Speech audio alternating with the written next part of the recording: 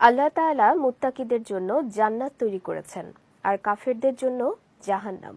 রাসূল সাল্লাল্লাহু আলাইহি ওয়াসাল্লাম মানুষকে জাহান্নাম থেকে বেঁচে থাকার এবং বেশি বেশি নেক আমল করার কথা বলেছেন। এছাড়াও তিনি জাহান্নামীরা দেখতে কেমন হবে এই বিষয়ে সাহাবীদের জানিয়েছেন।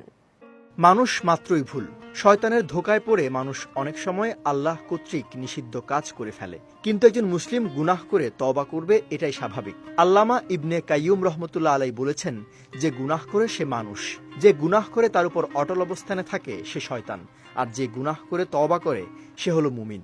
বলেন, আমি রাসূল সাল্লাল্লাহু আলাইহি সাল্লামকে বলতে শুনেছি, আমি তোমাদেরকে জাহান্নামের আগুন থেকে ভীতি প্রদর্শন করছি, আমি তোমাদেরকে জাহান্নামের আগুন থেকে ভীতি প্রদর্শন করছি। নবীজি এ বাক্যগুলো বারবার এমনভাবে উচ্চকণ্ঠে বলতে থাকলেন যে বর্তমানে আমি যে স্থানে বসে আছি, যদি রাসূল সাল্লাল্লাহু আলাইহি সাল্লাম এ স্থান থেকে উক্ত বাক্যগুলো বলতেন, তবে ওই উচ্চকণ্ঠ বাজারের লোকেরাও শুনতে পেত।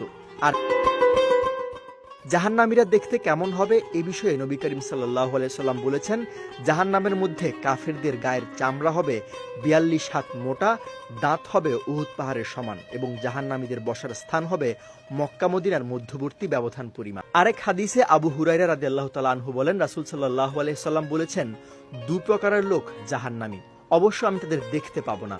তাদের এক শ্রেণী এমন লোক হবে যাদের হাতের মধ্যে থাকবে গরুর লেজের মতো চাবুক, যা দিয়ে তারা মানুষকে মারধর করতে থাকবে। আর দ্বিতীয় শ্রেণীর হবে এমন সব নারী যারা কাপড় পরেও উলঙ্গ থেকে অপরকে নিজের দিকে আকৃষ্ট করতে এবং নিজেও অপরের দিকে আকৃষ্ট হবে। তাদের মাথার চুল হবে বুখতি উটের হেলে পড়া কুঁজের মতো। তারা কখনো জান্নাতে প্রবেশ করতে পারবে না, এমনকি তারা জান্নাতের সুঘ্রাণও পাবে না, যদিও জান্নাতের সুঘ্রাণ অনেক অনেক দূর থেকে পাওয়া যাবে।